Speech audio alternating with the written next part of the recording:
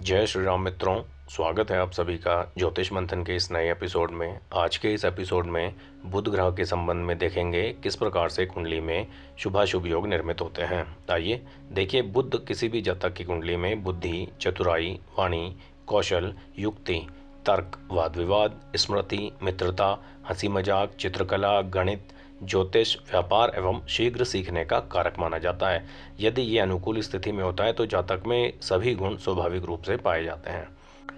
देखिए, जब भी किसी जातक के चार्ट में लग्न कुंडली से 1, 4, 7, 10 पंचम, नवम और एकादश भाव में अकेला बुध बैठा हुआ होगा और स्वराशि या उच्च राशि में हो, मिथुन और कन्या का, तो बहुत श्रेष्ठ फल उसके जीवन में उसे मिलता है बुध की दशांतर दशा में। जातक के अंदर विशेष योग्यता होती है लोगों को कन्विंस करने की। वो बहुत आसानी से अपनी बात लोगों को समझा सकता है। ऐसे लोग अच्छे टीचर, ज्योतिषी, अच्छे लेखक, अच्छे गणितज्ञ, अच्छे ओरेटर्स, समाज में बहुप्रतिष्ठित, धन, वैभव और संपत्ति, इन चीज़ों की कोई कमी नहीं रहती। बुध की दशांतर दशा में अत्यंत लाभ होता हुआ देखा गया है। बुध विशेषकर भाग्य भाव में यदि उच्च राशि या स्वराशि का हो तो जातक के अंदर गुणों के साथ साथ आध्यात्मिकता का भी विकास करता है और जातक बहुत तेजी से प्रगति करते हुए अपने लक्ष्य को छू लेता है। ऐसे स्वाभाविक गुण बुध की अच्छी स्थिति होने पर ही पाए जाते हैं। दूसरे योग में देखिए, बुध सूर्य की बुधादित्य योग वाली स्थिति यदि केंद्र भावों में 1, 4, 7, 10 नवम, पंचम या तृतीय और लाभ भाव में हो तो ये भी बहुत अच्छी मानी जाती है। धन के नज़रिए से भी भौतिक जीवन में जातक सफल होता है और विशेषकर उसमें तेजस्विता होती है सूर्य के प्रभाव से। बुध आदित्य योग के इस प्रभाव में पाप ग्रहों की युति या दृष्टि संबंध ना हो तो इसका श्रेष्ठ फल मिलता है।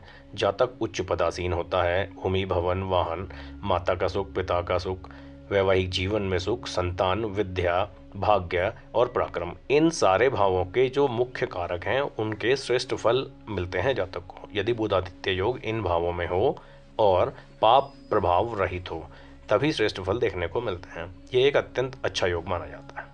नेक्स्ट में देखिए, जब भी किसी भी लग्न में बुध का संबंध द्वितीयेश या पंचमेश यानी कि धन भाव के स्वामी के साथ और विद्या बुद्धि पंचम भाव के स्वामी के साथ केंद्र में हो तो ये बहुत ही श्रेष्ठ और उच्च कोटि का योग माना गया है। इस कुंडली में मेष लग्न है और बुध केंद्र में दशम भाव में है, साथ में सूर्य और शुक्र उसके हैं, तो एक युति बन गई है बुध, सूर्य और शुक्र की।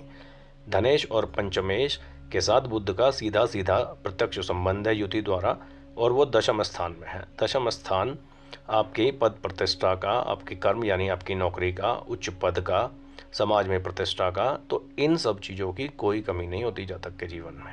और यही योग यदि भाग्य भाव में बन जाए तो अत्यंत श्रेष्ठ है। बुध, सूर्य और शुक्र मेष लग्न के अनुसार बता रहा हूँ मैं आपको। यहाँ लग्न बदलते ही पंचमेश और द्वितीयेश बदल जाएंगे।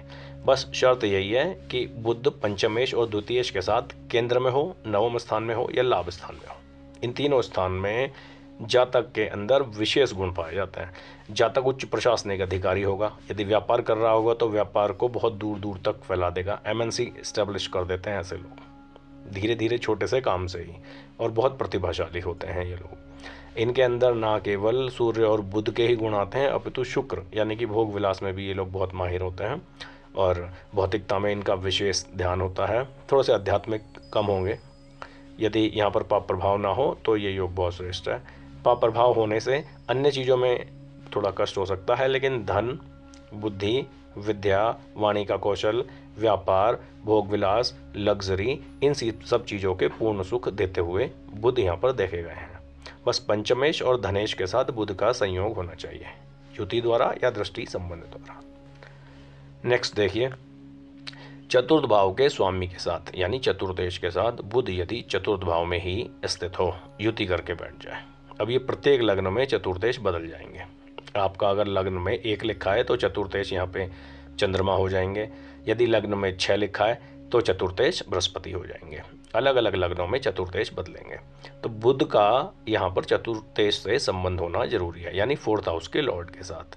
देखिए, बुध जब भी 4th हाउस के लॉर्ड के साथ होगा तो भौतिक नज़रिए से यहाँ पे कन्या लग्न की कुंडली बनाइए, आप इसको समझिए। 9 अंक लिखा हुआ है चौथे भाव में और बुध कैसे भी गुरु के साथ बैठ जाएं किसी भी केंद्र में, तो बुध जब भी चतुर्थेश के साथ होंगे तो उसके गुणों में वृद्धि कर देंगे और उसके जैसा ही फल देते हैं अपनी दशांतर दशा में, क्योंकि बुध जिस प्लैनेट के साथ होता है उसके प्रभाव में आ जाता है जल्दी। पुराने ग्रंथों में भी इसको युवराज कहा गया है। इमेच्योर है थोड़ा सा, लेकिन है बहुत कुशाग्र, बहुत ब्रिलियंट, बहुत शार्प, अपनी बात कहने में बहुत आगे। बुध गुरु का कॉम्बिनेशन वैसे भी अच्छा माना जाता है। बुद्धि, विद्या, वाणी, विवेक, धन, संपत्ति, पद, प्रतिष्ठा, समाज में नाम, हर तरह से ये फेवरेबल कॉम्बिनेशन है। बुध चतुर्थेश के साथ कैसे भी करके दशम स्थान में हो तो ये अत्यंत श्रेष्ठ योग बन जाता है। नेक्स्ट योग में देखते हैं।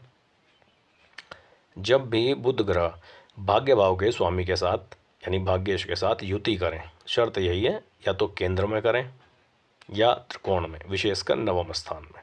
तो नाइन्थ लॉर्ड के साथ जब भी बुध 1, 4, 7, 10 भावों में होंगे तो उन्हीं भावों के जो कारक हैं उनकी अभिवृद्धि करेंगे। जैसे लग्न में होंगे तो श्रेष्ठ व्यक्तित्व देंगे आपको, उच्च प्रतिष्ठित बनाएंगे आपको, समाज में आपका नाम होगा। चतुर्थ भाव में होंगे तो धन संपत्ति की कोई कमी नहीं होगी, पैतृक संपत्ति पर्याप्त होगी, माता पिता के आप प्रिय होंगे। सप्तम में होंगे तो ससुराल से, व्यापार से विशेष धन मिलेगा। दसम में होंगे तो बहुत ऊंचे पद पर प्रशासनिक नौकरी में या व्यापार से बहुत धन कमाएंगे। नाइन्थ लॉर्ड का कॉम्बिनेशन बुध के साथ केंद्र में होना चाहिए। नेक्स्ट में देखिए, चंद्रमा से केंद्र में जब भी बुध होंगे तो सकारात्मक परिणाम आते हैं। यहाँ सिर्फ यही शर्त है इन सब योगों में कि बुध स्वराशि के हों या उच्च राशि के, कम से कम नीच के बिल्कुल ना हो। जैसे लग्न में चंद्रमा है तो उससे 1, 4, 7, 10 में बुध दर्शाए गए हैं। ऐसा कोई ज़रूरी नहीं है कि केंद्र में ही, लग्न से केंद्र में ही बुध हो तो अच्छा फल देते हैं। चंद्रमा यदि द्वादश में या लाभ स्थान में हो तो उससे केंद्र गिनेंगे आप, 1, 2, 3, 4। लाभ स्थान से दूसरा भाव चतुर्थ हो गया, वहाँ भी अगर चंद्रमा और बुध का कॉम्बिनेशन बनता है चंद्र से 1, 4, 7, 10 किसी भी भाव में होने पर यदि बुध हैं और मजबूत स्थिति में हैं तो जातक की बुद्धि को, उसके चित्त को बुद्ध के गुणों से एक तरीके से प्रभावित होते हुए आप देख सकते हैं। विशेषकर लाभकारी और धनदायक योग।